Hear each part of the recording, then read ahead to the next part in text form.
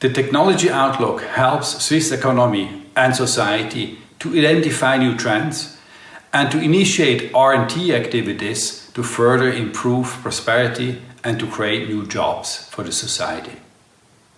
Thanks to the outstanding research at ETH Zürich and EPFL, Switzerland has become a leader in robotics technology.